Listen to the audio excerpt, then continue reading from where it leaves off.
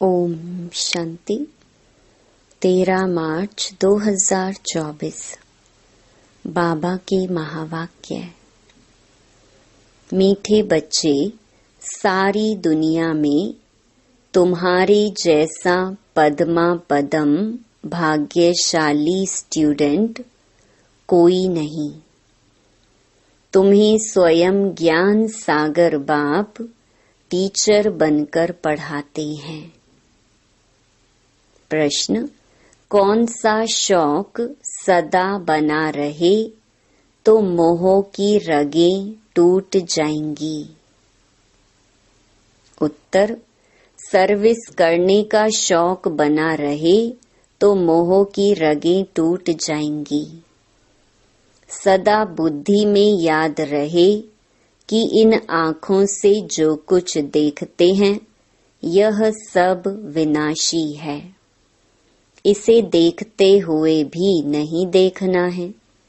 बाप की श्रीमत है, hear no evil, see no evil. ओम शांति। शिव भगवानुवाच, मीठे सालिग्रामों या रूहानी बच्चों प्रति। यह तो बच्चे समझते हैं हम सतयुगी आदि सनातन पवित्र देवी देवता धर्म के थे। तो यह याद रखना है, आदि सनातन देवी देवता धर्म को तो बहुत मानते हैं, परंतु देवता धर्म के बदले हिंदू नाम रख दिया है। तुम जानते हो हम आदि सनातन कौन थे? फिर पुनर्जन्म लेते लेते यह बने हैं। यह भगवान बैठ समझाते हैं। भगवान कोई देहधारी मनुष्य नहीं है और सबको अपनी देह है। शिव बाबा को कहा जाता है विदेही। उनको अपनी देह नहीं है और सबको अपनी देह है। तो अपने को भी ऐसा विदेही समझना कितना मीठा लगता है। हम क्या थे, अब क्या बन रहे हैं, यह ड्रामा कैसा बना हुआ है, यह भी तुम अभी समझते हो। यह देवी देवता धर्म ही पवित्र गृहस्थ आश्रम था। अभी आश्रम नहीं है। तुम जानते हो अभी हम आदि सनातन देवी देवता धर्म की स्थापना कर रहे हैं। हिंदू नाम तो अभी रखा है, आदि सनातन हिंदू धर्म तो है नहीं। बाबा ने बहुत बार कहा है, आदि सनातन धर्म वालों को समझाओ। बोलो, इसमें लिखो आदि सनातन देवी देवता पवित्र धर्म के हो या हिंदू धर्म के हो, तो उनको 84 जन्मों का मालूम पड़े।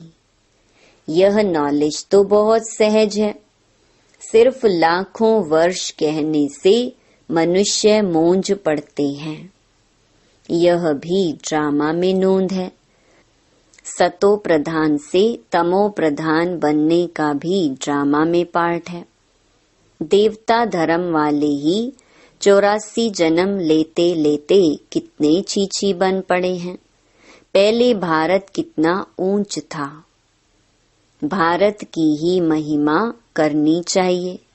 अब फिर तमो प्रधान से सतो प्रधान, पुरानी दुनिया से नई दुनिया जरूर बननी है। आगे चलकर तुम्हारी बात को समझेंगे जरूर। बोलो, घोर नींद से जागो। बाप और वर्षे को याद करो। तुम बच्चों को सारा दिन खुशी रहनी चाहिए। सारी दुनिया में, सारे भारत में तुम्हारे जैसे पद्मा पदम भाग्यशाली स्टूडेंट कोई नहीं। समझते हो जो हम थे वही फिर बनेंगे। छांट करके फिर वही निकलेंगे। इसमें तुम मूंझो मत। प्रदर्शनी में थोड़ा भी सुनकर आते हैं तो वह भी प्रजा बनती जाती है, क्योंकि अविनाशी ज्ञान धन का तो विनाश नहीं होता है। दिन प्रतिदिन तुम्हारी संस्था जोर भरती जाएगी, फिर ढेरों के ढेर तुम्हारे पास आएंगे। धीरे धीरे धर्म की स्थापना होती है। जब कोई बड़ा आदमी बाहर से आता है तो उनका मुंह देखने के लिए कितने ढेर मनुष्य जाते हैं। यहाँ तो वह बात नहीं। तुम जानते हो, इस दुनिया में जो भी चीजें हैं सब विनाशी हैं। उन्हें नहीं देखना है। सी नो एविल, यह किचड़ा तो भस्म होने वाला है। जो भी कुछ देखते हैं मनुष्य आदि समझते हैं यह तो सब कलयुगी है। तुम हो संगम युगी ब्राह्मण। संगम युग को कोई जानते नहीं। इतना सिर्फ याद करो, यह संगम युग है, अब घर जाना है।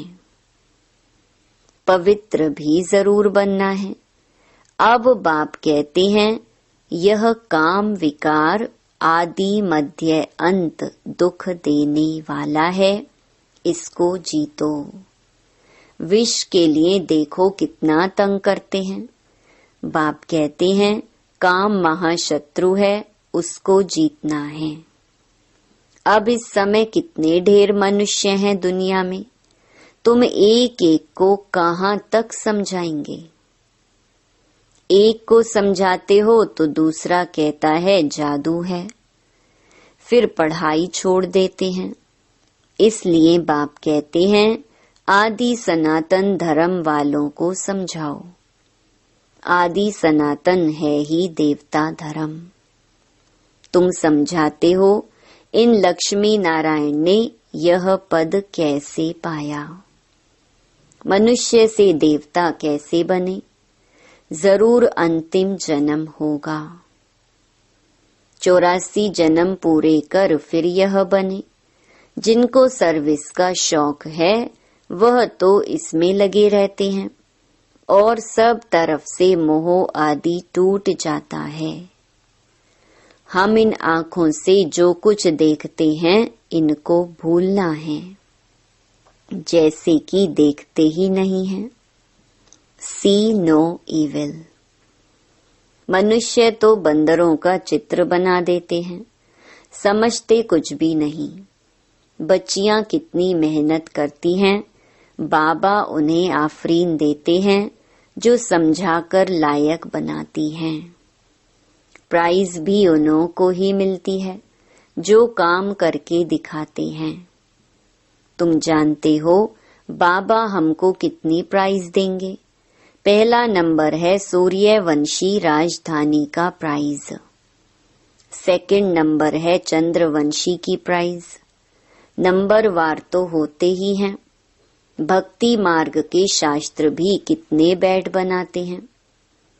अब बाप समझाते हैं, इन शास्त्र पढ़ने यज्ञ तप करने से मेरे से कोई मिलता नहीं है। दिन प्रतिदिन कितने पाप आत्मा बनते जाते हैं, पुण्य आत्मा कोई बन न सके। बाप ही आकर पुण्य आत्मा बनाते हैं। एक है हद का दान पुण्य, दूसरा है बेहद का। भक्ति मार्ग में इनडायरेक्ट ईश्वर अर्थ दान पुण्य करते हैं, परंतु ईश्वर किसको कहा जाता है यह जानते ही नहीं। अभी तुम जानते हो। तुम कहते हो कि शिव बाबा ही हमको क्या से क्या बनाते हैं। भगवान तो एक ही है। उनको फिर सर्वव्यापी कह दिया है, तो उनको समझाना चाहिए कि यह तुम लोगों ने क्या किया है। तुम्हारे पास आते भी हैं, थोड़ा सुनकर बाहर गए, खलास। यहाँ की यहाँ रही, सब भूल जाता है। तुमको कहते हैं ज्ञान बहुत अच्छा है, हम फिर आएंगे, परंतु मोह की रगे टूटती नहीं हैं। मोहजीत राजा की कथा कितनी अच्छी है। मोहजीत राजा फर्स्ट क्लास, यह लक्ष्मी नारायण है, परंतु मनुष्य समझते ही नहीं। वंडर है, रावण राज्य में सीढ़ी उतरते एकदम नीचे गिर जाते हैं। बच्चों का खेल होता है ना, ऊपर जाकर फिर नीचे गिरते हैं। तुम्हारा भी खेल बहुत सहज है।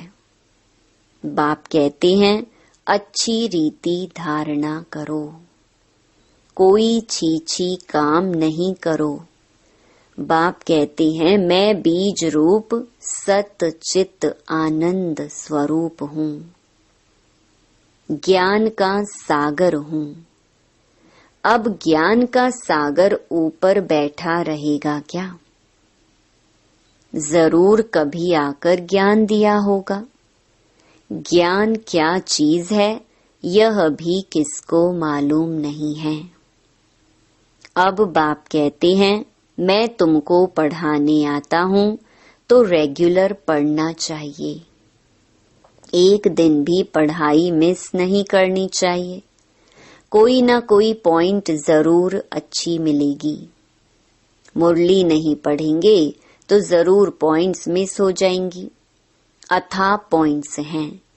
यह भी तुमको समझाना है कि तुम भारतवासी आदि सनातन देवी देवता धर्म के थे। अभी कितने ढेर धर्म हैं। फिर हिस्ट्री मस्ट रिपीट। यह चढ़ने और उतरने की सीढ़ी है। जैसे जिन्न को हुक्म दिया सीढ़ी उतरो और चढ़ो, तुम सब जिन्न हो ना। 84 की सीढ़ी चढ़ते हो फिर उतरते हो। कितने ढेर मनुष्य हैं। हरेक को कितना पार्ट बजाना होता है। बच्चों को तो बड़ा वंडर लगना चाहिए। तुमको बेहद के नाटक की पूरी पहचान मिली है। सारी सृष्टि के आदि मध्य अंत को अभी तुम ही जानते हो।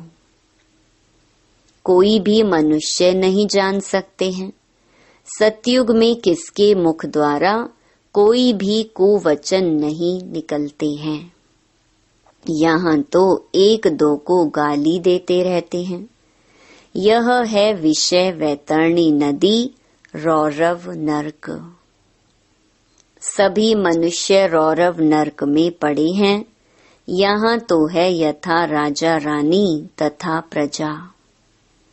तुम्हारी विजय होनी है अंत में, जब समझेंगे आदि सनातन देवी देवता धर्म की स्थापना किसने की।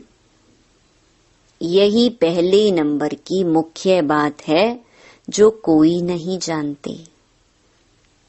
बाप कहते हैं मैं तो हूँ ही गरीब निवाज। यह पिछाड़ी को समझेंगे जब टू लेट हो जाते हैं। अब तुमको तीसरा नेत्र मिला है। स्वीट घर और स्वीट राजाई बुद्धि में याद है। बाप कहते हैं अब शांति धाम सुख धाम में जाना है। तुमने जो पार्ट बजाया अब बुद्धि में तो आता है ना। और सब मरे पड़े हैं सिवाय तुम ब्राह्मणों के। ब्राह्मण ही खड़े हो जाएंगे। ब्राह्मण ही सो देवता बनते हैं। यह एक धर्म स्थापन हो रहा है। और धर्म कैसे स्थापन होते हैं यह भी बुद्धि में है। समझाने वाला एक बाप है। ऐसे बाप को घड़ी घड़ी याद करना चाहिए। धंधा आदि भल करो, सिर्फ पवित्र बनो।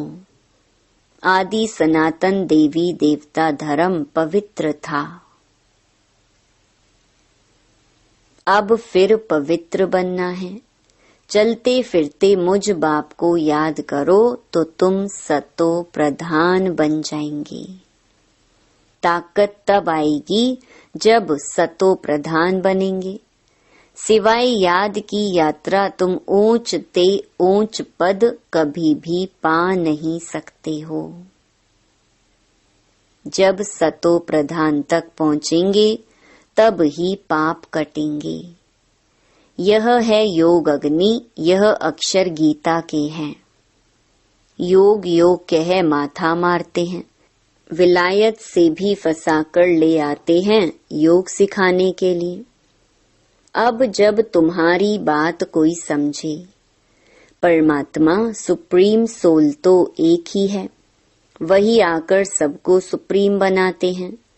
एक दिन अखबार वाले ऐसी ऐसी बातें डालेंगे, यह तो बरोबर है। राजयोग सिवाय एक परम पिता परमात्मा के और कोई सिखला न सके। ऐसी बातें बड़े बड़े अक्षरों में डालनी चाहिए। अच्छा, मीठे मीठे सिकिलधे बच्चों प्रति मात पिता बाप दादा का याद प्यार और गुड मॉर्निंग। रूहानी बाप की रूहानी बच्चों को नमस्ते। धारणा के लिए मुख्य सार। पहला, सूर्यवंशी राजधानी की प्राइज लेने के लिए बाप दादा की ऑफरीन लेनी है, सर्विस करके दिखाना है, मोह की रगें तोड़ देनी है। दूसरा, ज्ञान सागर विदेही बाप स्वयं पढ़ाने आते हैं, इसलिए रोज पढ़ना है। एक दिन भी पढ़ाई मिस नहीं करनी है। बाप समान विदेही बनने का पुरुषार्थ करना है। वरदान, अपने प्रैक्टिकल जीवन के प्रूफ द्वारा साइलेंस की शक्ति का आवाज फैलाने वाले विशेष सेवाधारी भव। हरेक को साइलेंस की शक्ति का अनुभव कराना यह विशेष सेवा है। जैसे साइंस की पावर नामी ग्रामी है, ऐसे साइलेंस पावर नामी ग्रामी हो जाए। सबके मुख से आवाज निकले कि साइलेंस पावर साइंस से भी ऊंची है। वह दिन भी आना है। साइलेंस के पावर की प्रत्यक्षता अर्थात बाप की प्रत्यक्षता। साइलेंस पावर का प्रैक्टिकल प्रूफ है आप सबकी जीवन। हरेक चलते फिरते पीस के मॉडल दिखाई दें तो साइंस वालों की नजर भी साइलेंस वालों पर जाएगी। ऐसी सेवा करो तब कहेंगे विशेष सेवाधारी। स्लोगन, सेवा और स्थिति का बैलेंस रखो तो सर्व की ब्लेसिंग मिलती रहेंगी। मातेश्वरी जी के अनमोल महावाक्य। गीत, नयनहीन को राह दिखाओ प्रभु। अब यह जो मनुष्य गीत गाते हैं, नयनहीन को राह बताओ, तो गोया राह दिखाने वाला एक ही परमात्मा ठहरा। तभी तो परमात्मा को बुलाते हैं। और जिस समय कहते हैं प्रभु राह बताओ, तो जरूर मनुष्यों को राह दिखाने के लिए खुद परमात्मा को निराकार रूप से साकार रूप में अवश्य आना पड़ेगा। तभी तो स्थूल में राह बताएगा। आने बिगर राह तो बता नहीं सकेंगे। अब मनुष्य जो मूंझे हुए हैं, उन मूंझे हुओं को राह चाहिए, इसलिए परमात्मा को कहते हैं नैनहीन को राह बताओ प्रभु। इसको ही फिर खिवैया भी कहा जाता है, जो उस पार अथवा इन 5 तत्वों की जो बनी हुई सृष्टि है, इससे पार कर उस पार अर्थात 5 तत्वों से पार जो छठा तत्व अखंड ज्योति महतत्व है उसमें ले चलेगा। तो परमात्मा भी जब उस पार से इस पार आवे तभी तो ले चलेगा। तो परमात्मा को भी अपने धाम से आना पड़ता है, तभी तो परमात्मा को खिवैया कहते हैं। वही हम बोट को, आत्मा रूपी नाव को पार ले चलता है। अब जो परमात्मा के साथ योग रखता है उनको साथ ले जाएगा। बाकी जो बच जाएंगे वे धर्मराज की सजाएं खाकर बाद में मुक्त होते हैं। जब सभी मनुष्य अति दुखी होते हैं तो परमात्मा को याद करते हैं। परमात्मा इस कांटों की दुनिया से ले चल फूलों की छांव में। इससे सिद्ध है कि जरूर वो भी कोई दुनिया है। अब यह तो सभी मनुष्य जानते हैं कि अब का जो संसार है वो कांटों से भरा हुआ है, जिस कारण मनुष्य दुख और अशांति को प्राप्त कर रहे हैं और याद फिर फूलों की दुनिया को करते हैं। तो जरूर वो भी कोई दुनिया होगी जिस दुनिया के संस्कार आत्मा में भरे हुए हैं। अब यह तो हम जानते हैं कि दुख अशांति यह सब कर्म बंधन का हिसाब किताब है। राजा से लेकर रंक तक हर एक मनुष्य मात्र इस हिसाब में पूरे जकड़े हुए हैं। इसलिए परमात्मा तो खुद कहता है अब का संसार कलयुग है तो वो सारा कर्म बंधन का बना हुआ है और आगे का संसार सतयुग था जिसको फूलों की दुनिया कहते हैं। अब वो है कर्म बंधन से रहित जीवन मुक्त देवी देवताओं का राज्य जो अब नहीं है। अब यह जो हम जीवन मुक्त कहते हैं तो इसका मतलब यह नहीं कि हम कोई देह से मुक्त थे। उन्हों को कोई देह का भान नहीं था, मगर वो देह में होते हुए भी दुख को प्राप्त नहीं करते थे। गोया वहाँ कोई भी कर्म बंधन का मामला नहीं है। वो जीवन लेते, जीवन छोड़ते, आदि मध्य अंत सुख को प्राप्त करते थे। तो जीवन मुक्ति का मतलब है जीवन होते कर्मातीत। अब यह सारी दुनिया 5 विकारों में पूरी जकड़ी हुई है, मानो 5 विकारों का पूरा पूरा वास है। परंतु मनुष्य में इतनी ताकत नहीं है जो इन 5 भूतों को जीत सके। तब ही परमात्मा खुद आकर हमें 5 भूतों से छुड़ाते हैं और भविष्य प्रालब्ध देवी देवता पद प्राप्त कराते हैं। अच्छा, ओम शांति।